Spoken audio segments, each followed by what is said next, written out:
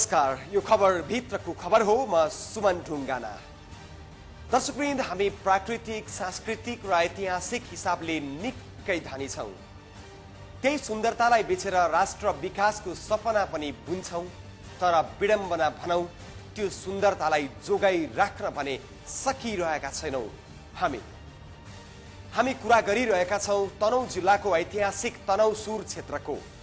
2224 राजाको पालामा एउटा शक्तिशाली राज्य तनहुँसुर, जहाँ थुप्रै ऐतिहासिक सम्पत्तिहरू छन्। राजदरबार, हात हतियार, मठ मन्दिर, तत्कालीन जीवन शैली झल्काउने विभिन्न भौतिक संरचना। तर यति बेला ती सबै संरक्षण र सम्वर्धनको पर्खाइमा छन्। वर्षौं पुरानो दरबार खण्डहरमा परिणत भएको छ। अझ त्यसमाथि पछिल्लो समय त्यहाँको बस्ती बिस्तारै कम हुँदैछ र एउटा ऐतिहासिक क्षेत्र उजाड बन्दैछ। तर चुप छन् जिम्मेवार निकायहरू।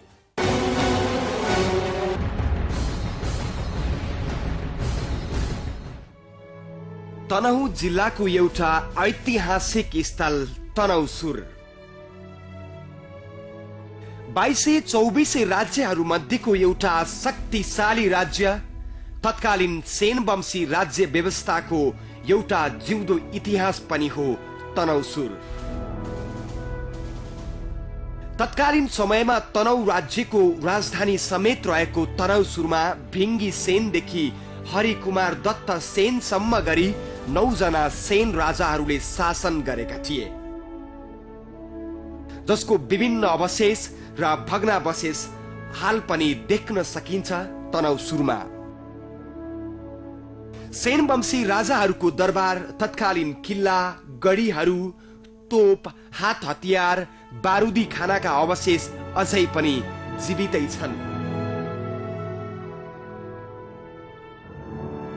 राजाहरूको पँधेरो, धर्मशाला, राजाहरूले न्याय निसाफ र कचहरी गर्ने गद्दी चौतारो जस्ता ऐतिहासिक भौतिक संरचनाले सेन राजाहरूको इतिहासलाई जीवन्त राखिरहेको छ तनहुँसुरमा। यो तनहुँसुर एउटा ऐतिहासिक स्थलको रूपमा मानिन्छ, किनभने यहाँ 3वटा चोचोर भएको कारणले यसलाई तीर्थुङ पनि भनिन्छ। र यहाँ सेनवंशी राजाहरूको चाहिँ राजदरबार हो र यहाँको चाहिँ पहिलो राजा चाहिँ भिर्की सेन हो भनेर भनिन्छ। अनि अन्तिम राजा चाहिँ हरकुमार दत्त सेन, जबकि उनीहरूको 9वटा चाहिँ राजाहरूले शासन गरे भनेर भनिन्छ। र अहिले यहाँ तनहुँसुर गाविस वनर 5 को क्षेत्र पर्ने भएको कारणले गर्दा तनहुँसुर 5कै मान्छेहरूले, त्यहाँका आमा समूह अथवा त्यहाँ बाबु समूहका सबै मान्छेहरूले यहाँ चाहिँ सामान्यतया संरक्षण गरिरहेको छ र अझै पनि यसलाई चाहिँ संरक्षण गर्नुपर्ने आवश्यकता छ। यहाँ सेनवंशी राजाहरूले प्रयोग गर्ने तोप छ एउटा बिचमा, त्यसपछि गएर चाहिँ राजाले नुहाउने ढुङ्गा, नुहाउने पानी ल्याउने इनार र दरबारको चाहिँ अब भग्नावशेष अवस्थाको चाहिँ दरबार क्षेत्र र कालिकाको मन्दिर, विष्णु र चाहिँ महादेवको मन्दिरहरू यहाँ रहेको छ। र त्यसभन्दा केही तल राजाले चाहिँ न्याय निसाफ दिनको लागि चाहिँ गद्दी बनाएको छ, जसलाई गद्दी चौताराको नामले पुकारी अहिलेसम्म चाहिँ चर्चित छ। र साथसाथै गएर चाहिँ त्यही राजाको पालामा चाहिँ जारकाटे ढुङ्गा पनि यहाँ नामाकरण गरेको छ, जुन ढुङ्गा चाहिँ अहिले चाहिँ विकासको क्रममा चाहिँ बाटोले चाहिँ पुरिएको छ। पृथ्वी राजमार्ग अन्तर्गत तनहुँको घाँसी कुवाबाट 3 घण्टाको पैदल यात्रापछि पुग्न सकिने तनहुँसुर ऐतिहासिक रूपले त निकै महत्त्व छ नै, त्यो सँगसँगै राजनैतिक हिसाबले पनि उत्तिकै महत्त्व बोकेको छ। विक्रम सम्वत 2007 सालको प्रजातान्त्रिक आन्दोलनमा तनहुँसुरका 7 जनाले शहादत प्राप्त गरेका थिए, जसलाई यहाँका स्थानीय बासिन्दाले कहिल्यै पनि बिर्सन सक्दैनन्। उस माघे सङ्क्रान्तिको दिन चाहिँ त्यहाँबाट चाहिँ हामी अड्डामा कब्जा गर्न भनेर हामी गयौँ। अड्डा कब्जा गर्न जाँदाखेरि हल्दार सन्तबहादुरलाई चाहिँ टाउकोमा गोली लाएर उहाँ मर्नुभयो। अनि त्यहाँबाट सन्तबहादुर हल्दार पनि टाउकोमा गोली लाएर उहाँ मर्नुभयो। अनि त्यो उत्तर कुमारलाई छातीमा गोली लाएर उहाँ शहीद हुनुभयो। त्यसपछि धर्मराज बतास चाहिँ उहाँलाई पनि गोली लाएर उहाँ पनि ढल्नुभयो। चन्द्रकुमार सार्की पनि त्यहीँ ढल्यो। अनि त्यहाँबाट बसन्तपुरको खडबहादुर गोदार पनि त्यहीँ ढल्नुभयो। अनि त्यहाँबाट पुर्लिमाराङको धर्मध्वज गुरुङ पनि त्यही गोली लाएर ढल्नुभयो। 6 जना साथी हामी सँगै गएका साथीहरू 6 जना साथीहरू त्यहाँ शहीद भएर उहाँहरू ढल्नुभयो र हामी भोलिपल्ट पुसको 2 गते हामी एउटा त्यहाँबाट फर्केर रात भएर घरमा आयौँ। 7 सालमा चाहिँ क्रान्तिको लागि हामी उसको प्रजातन्त्रको लागि हामीहरू जाँदाखेरि 6 जना साथीहरू त्यहाँ शहीद भएर आएर हामी चाहिँ फर्केर आयौँ। ऐतिहासिक पुरातात्विक दृष्टिले मात्र नभई प्राकृतिक भौगोलिक र लोक सांस्कृतिक दृष्टिले पनि उत्तिकै धनी छ तनहुँसुर। जहाँबाट देखिने माछापुच्छ्रे, अन्नपूर्ण धौलागिरी हिमालको मनोरम दृश्य, फाँटहरू र नदी नाला साँच्चैकै प्रकृतिको वरदान र सौन्दर्यकी खानी हो तनहुँसुर। जैविक विविधताले भरिपूर्ण र विभिन्न मठ मन्दिर धार्मिक हिसाबले पनि उस्तै महत्व बोकेको छ। एउटा प्रशस्त पर्यटकीय सम्भावना बोकेको गाउँ हो तनहुँको तनहुँसुर। तर यति धेरै महत्व बोकेको एउटा ऐतिहासिक भूमि अहिले संरक्षण, सम्वर्धन र प्रचार प्रसारको पर्खाइमा छ। यतिसम्म कि तनहुँसुरका स्थानीयहरू बसाइसराई गरी अन्यत्र गएपछि यो स्थल झन् उजाड र उराट बन्दै गइरहेको छ र लोप हुने अवस्थामा छ एउटा ऐतिहासिक र पुरातात्विक भूमि।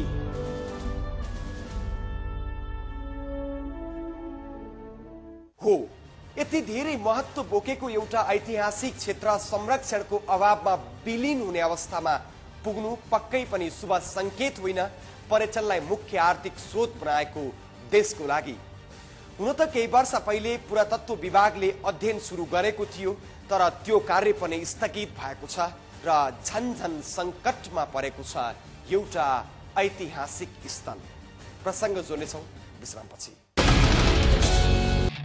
विगत लामो समयदेखि तपाईको सेवामा समर्पित नेपाल च्यानल्सको इजी प्याकेज। इजी प्याकेजका विशेषताहरू: नेपाली, हिन्दी र अंग्रेजी गरी 18 टिभी च्यानल्सहरू हेर्न सकिने, आइफोन, आइप्याड, स्मार्टफोन, कम्प्युटरबाट पनि हेर्न सकिने, मात्र 700 एन $7 नै उपलब्ध। तपाईको टेलिभिजनबाट हेर्नका लागि सेटअप बक्स किन्नु पर्ने, मात्र 700 एन। हजुर, अब मात्र 700 एन।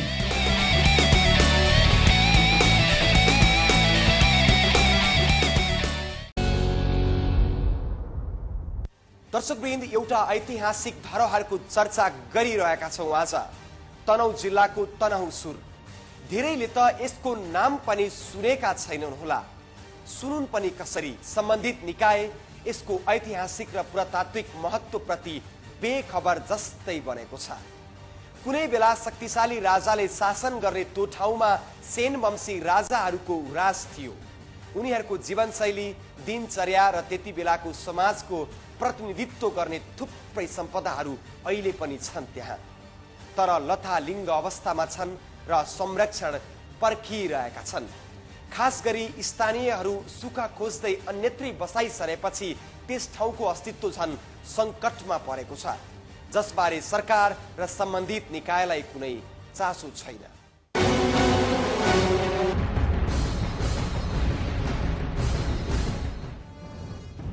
पहिलेको जस्तो छैन अहिले ऐतिहासिक महत्व बोकेको तनहुँसुर।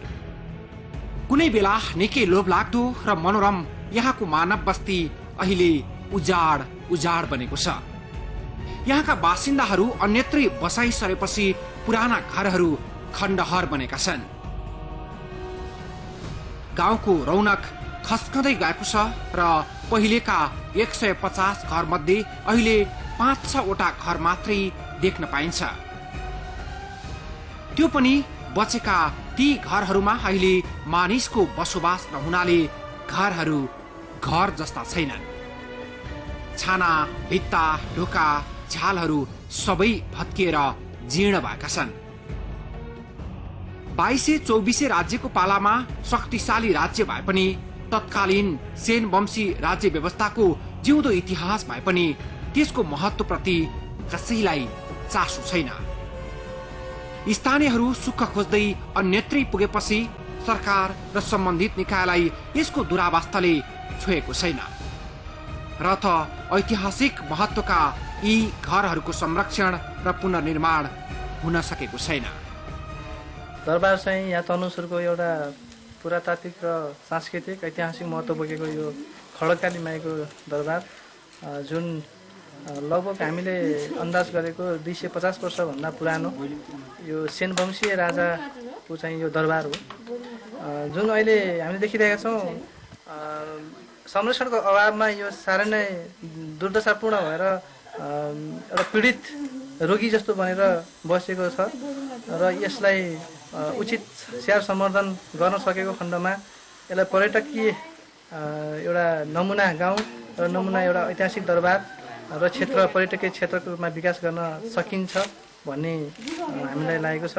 यो 2224 राजरजौटाहरूको पालाको चाहिँ यो एक तनहुँसुर दरबार जुन यहाँको अन्तिम राजाहरूको तत्त्वशील लगभग उनीको पाला 250 वर्षभन्दा अगाडि मानिन्छ र त्यतिखेरदेखिको यो दरबार अहिले आएर पुरै जीर्ण अवस्थामा रहेको छ, देखिराख्नु भएको छ। दाइँ पर्खालहरू भत्किएको छ अनि यो यसको चाहिँ छानाहरूमा चाहिँ पाल परेको छ, झार उम्रेको छ, घाँसहरू उम्रेको छ। यो यस्तै किसिमले चाहिँ एउटा दुर्दशापूर्ण भएर यो गइरहेको छ। घरहरूको जस्तो हालत छ ऐतिहासिक तनहुँसुर दरबारको पनि हालत उस्तै छ। दरबारका कतिपय भागहरू भत्किसकेका छन्, बचे खुचेका पनि भत्कने क्रममा छन्। सेनवंशी राज्य व्यवस्थाको जीवन्त इतिहास बोकेको पुरातात्विक महत्त्वको यो दरबारमा रहेका कतिपय ऐतिहासिक सामग्रीहरू चोरी भइसकेका छन्। बाँकी रहेका सामग्री पनि संरक्षणको अभावमा अलपत्र अवस्थामा छन्। तत्कालीन अवस्थामा युद्धमा प्रयोग भएका तोप र तोपका गोलाहरू अझै पनि दरबार र दरबार परिसरमा देख्न सकिन्छ। तर विडम्बना ऐतिहासिक ती सामग्रीहरूको संरक्षण न त स्थानीय बासिन्दाले गर्न सकेका छन् न त सरकारी निकायबाट नै हुन सकेको छ। अहिले यो अवस्था देखिरहेको छ।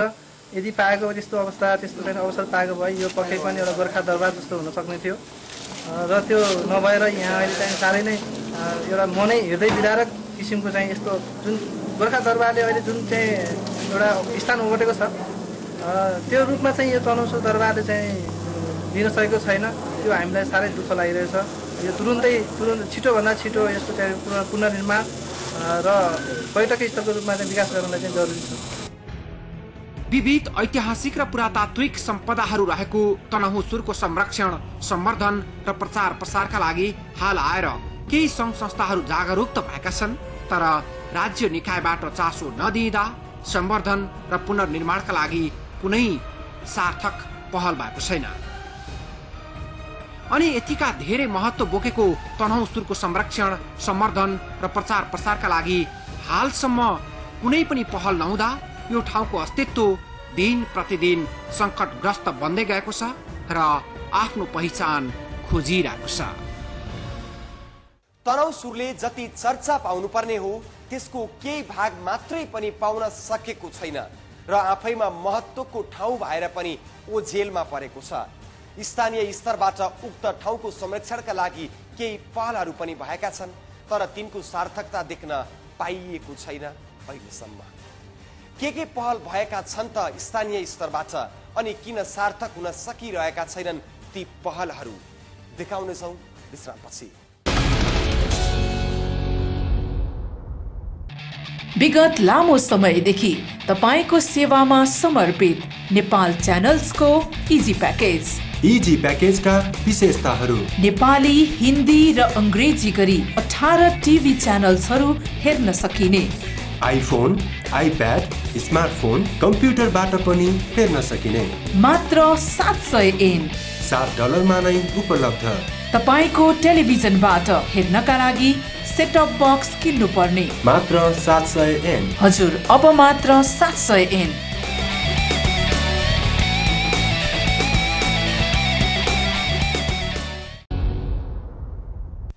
दर्शकवृन्द, पुरातात्विक तथा सांस्कृतिक दृष्टिकोणले अत्यन्तै महत्त्वपूर्ण रहेको एउटा क्षेत्र उचित संरक्षण र प्रचार प्रसारको अभावमा ओझेलमा परेको छ।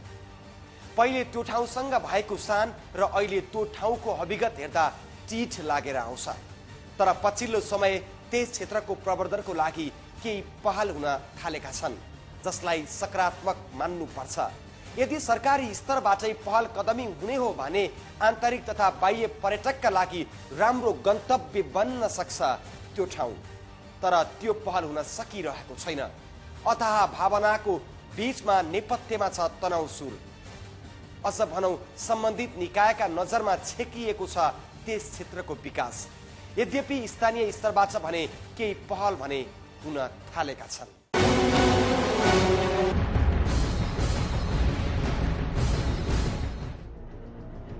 पुरातात्विक एवं सांस्कृतिक दृष्टिकोणले अत्यन्तै महत्त्वपूर्ण रहेको यो क्षेत्र उचित संरक्षण र प्रचार प्रसारको अभावमा ओझेलमा छ।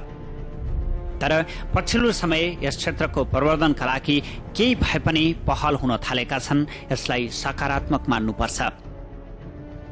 केही समय अघि विभिन्न स्थानीय संघ संस्थाको पहलमा भएको अध्ययन अनुसन्धानमूलक भ्रमणले केही हदसम्म यहाँको महत्त्व प्रचार प्रसारमा टेवा पुग्ने आश गरिएको छ। राष्ट्रिय तहको साहित्यकार, कवि, लेखक जसको कलम चल्छ ती व्यक्तिहरूको सहभागिताको अमूल्य एउटा सम्मेलन, बृहत सम्मेलन, त्यसको पहिलो सेसन यो ठाउँमा यो 4000 फिट अग्लो डाँडोमा ल्याएर सम्पन्न गर्नु यो आफैमा एउटा महत्त्वको विषय छ र यसले पर्यटनको दिशामा एउटा नयाँ अध्याय जोड्नेछ भन्ने मैले विश्वास लिएको छु। र सँगै यसका सहभागी साहित्यकारहरूको कलमबाट तनहुँ सुर र तनहुँ जिल्ला समग्रको एउटा राम्रो कृति चाहिँ बाहिर फैलन्छ भन्ने मैले ठान्छु। नेपाली भाषा साहित्यको उर्वर भूमि तनहुँ सुरको प्रचार प्रसारको लागि गत वैशाख 13 गते बृहत साहित्य सम्मेलनको आयोजना गरिएको थियो। गण्डकी वाङ्मय प्रतिष्ठान, तनहुँ र नेपाल प्रज्ञा प्रतिष्ठानको आयोजनामा भएको 2 दिने सो सम्मेलनमा भाग लिन देशभरबाट कवि, कलाकार र साहित्यकारको उपस्थिति थियो। मुलुकभरबाट उपस्थित भएका करिब 200 कवि कलाकारको जमघट अनि उनीहरूको स्वागतको लागि गरिएका सांस्कृतिक प्रस्तुतिहरू निकै रोमाञ्चक देखिन्थे।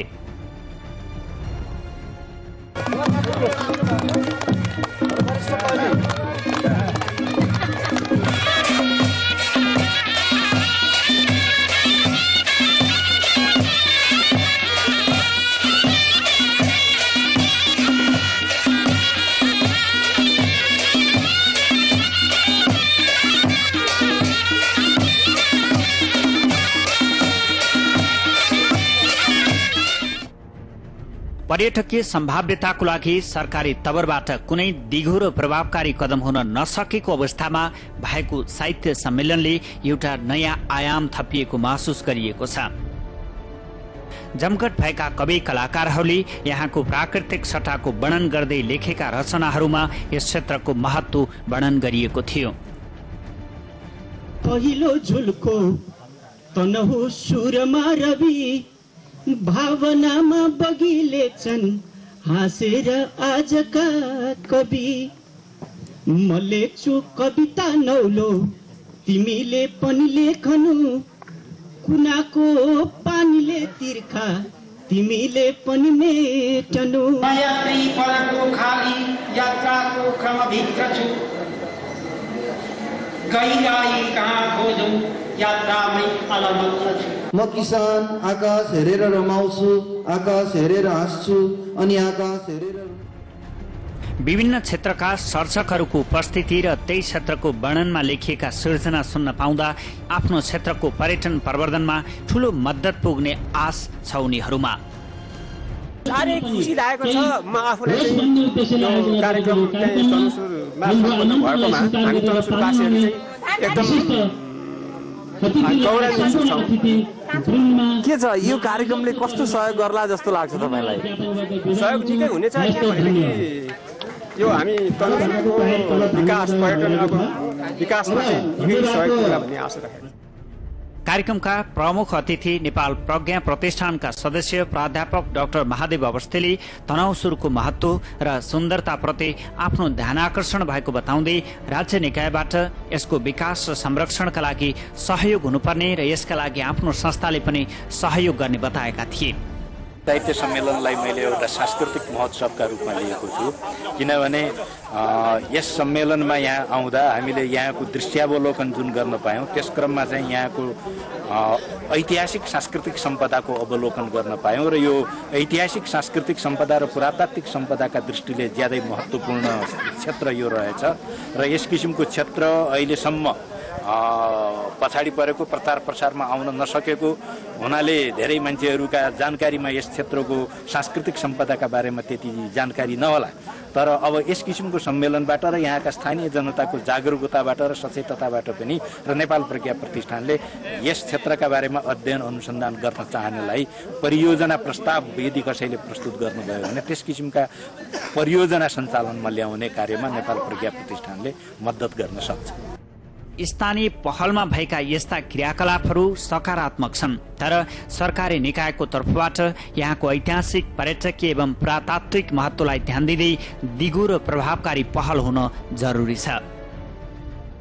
नेपाली भाषा साहित्यसँगै पूर्वीय दर्शनका अध्येता महर्षि व्यासको जन्मभूमि रहेको तनहुँ धार्मिक, पुरातात्विक, सांस्कृतिक र ऐतिहासिक हरेक दृष्टिकोणबाट उत्तिकै महत्त्वपूर्ण छ, तर त्यसको महत्त्व बुझ्नुपर्ने निकायले बुझिरहेका छैनन् या बुझेर पनि नबुझे जस्तो गरिरहेको छ। हुन त बेला बेलामा सरकारले उक्त ठाउँको संरक्षण गर्ने भन्दै प्रचारबाजी पनि गर्ने गरेको छ, तर त्यो सस्तो लोकप्रियताको लागि मात्रै हुने गरेको छ। हुन त सबै लथालिङ्ग र बथाभुङ्ग मात्रै रहेको देशमा एउटा ऐतिहासिक स्थलको संरक्षणको पक्षमा बोल्नुको कुनै अर्थ नहुन सक्छ, तर यसतर्फ स्थानीयले थालेको पहलमा सम्बन्धित निकायको नजर पुग्न जरुरी छ। अवस्था तनहुँ सहकर्मी बसन्त कडेलको सहयोगमा तयार आजको खबरभित्रको खबर यति नै। भोलि नयाँ विषयका साथ उपस्थित हुनेछौँ। खबरभित्रको खबरको लागि हेर्दै रहनुहोला एभ न्यूज टेलिभिजन। नमस्कार।